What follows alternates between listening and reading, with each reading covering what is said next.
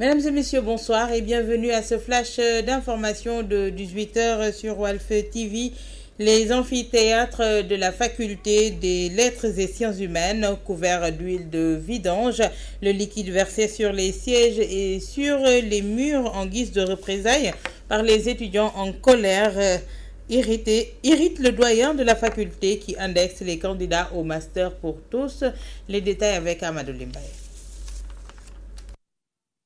Les amphis de la faculté des lettres et sciences humaines aspergés d'huile de vidange pour empêcher les cours. Le doyen de la faculté parle d'actes de vandalisme et accuse les étudiants qui réclament le master pour tous. Désolé de constater que des étudiants peuvent en arriver à faire cet acte de sabotage et de vandalisme. Moi, j'incrimine ceux qui sont dans le mouvement dit master pour tous. Ce qui ne se dit même pas en bon français, on dit tous au master et non master pour tous. Je les accuse nommément. Parce qu'ils ont d'abord perturbé les cours. C'est eux qui ont brisé les tableaux blancs qui étaient là. C'est eux qui ont été les barricades devant les amphithéâtres. C'est eux qui ont perpétré ça, d'autant plus qu'ils ont menacé à la radio et à la télévision, entendu par tout le monde. Les étudiants refusent qu'on indexe certains de leurs camarades alors qu'ils sont tous en colère. L'université va mal, disent-ils. Les étudiants sont en colère, c'est pour cela qu'ils ont fait ça. Ici, c'est un lieu de rencontre. Je peux vous dire que c'est les étudiants.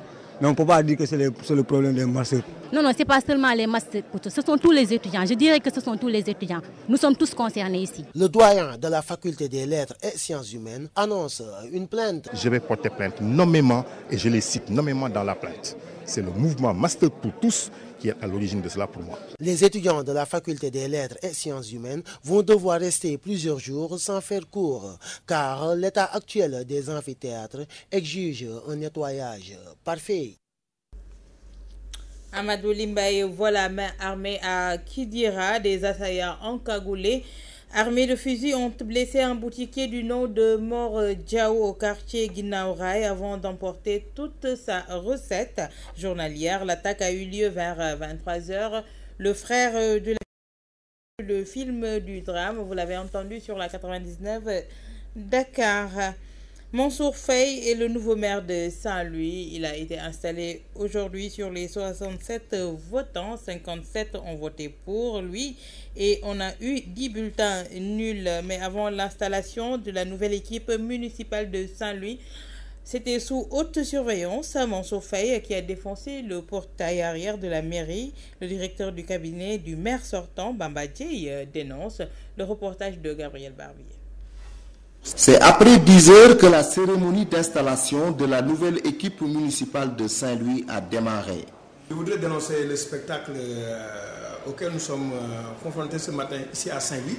D'abord, depuis 1872, ici à Saint-Louis, nous votons, mais c'est la première fois que nous voyons autant de policiers. Il y a plus de policiers même que de conseillers municipaux ici à Saint-Louis. Donc, ils ont assailli la commune, ils sont sur les escaliers, ils sont dans la salle et cela est à déplorer.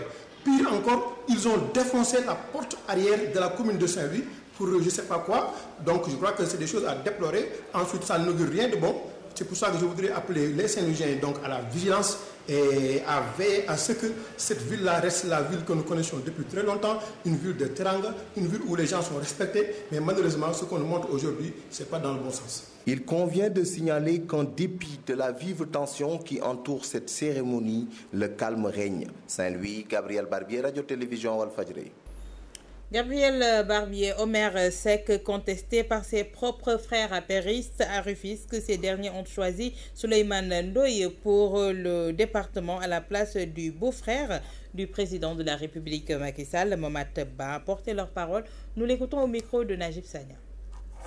À Rufisque, des candidatures commencent à se dessiner de jour en jour, y compris celle de M. Abdourahmane Seck, dit Omer. Et cette personne-là n'a aucune légitimité, n'a aucune représentativité quand même pour avoir l'audace de poser sa candidature à Rufisque.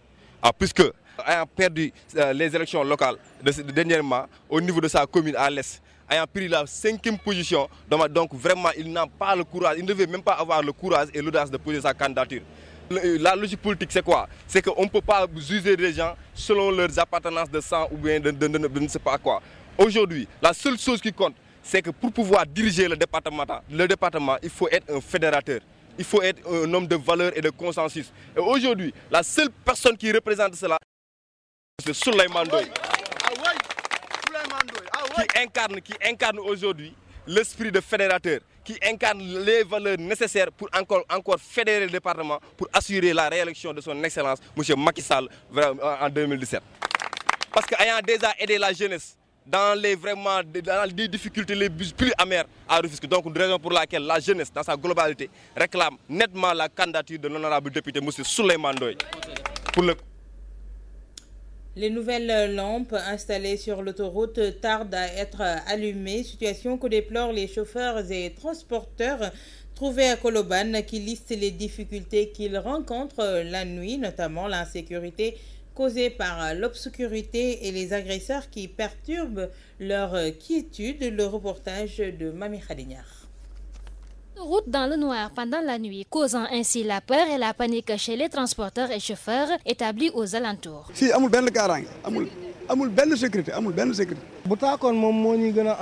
Insécurité totale. On a du mal à travailler correctement à cause de l'obscurité. On ne comprend pas pourquoi ils ont installé ces lampes sans les allumer. Sécurité bi na mo ramé amu fi ndax budé guddigi ñun dog no fi né lu nek lañu fi jankonté nak guddigi. Certains parmi eux jugent inutile cet arsenal de lampes installé sur l'autoroute sans éclairage. Conséquence, les agresseurs et malfrats dictent leurs lois dans ce secteur. Il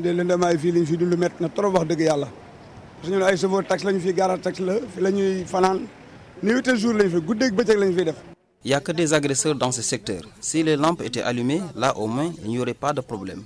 Mais pendant la nuit, personne n'ose traverser sur l'autoroute. Les autorités n'ont qu'à nous aider.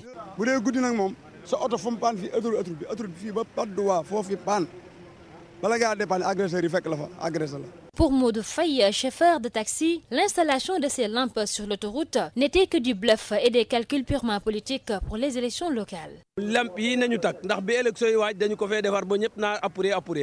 Pour moi, ces lampes ne sont que des calculs politiques, car on les a installées avant les élections locales. On avait beaucoup d'espoir, mais vous savez, les hommes politiques, une fois que leur objectif est atteint, ils ne gèrent plus le reste. Ces chauffeurs qui craignent pour leur sécurité invitent les autorités compétentes à allumer ces lampes afin qu'ils travaillent en toute quiétude. Mami Khadignar, merci. C'est la fin de ce flash d'information de TV. Merci à Mme Sidi Diop qui a assuré la partie technique. Merci également à Andela Margueil.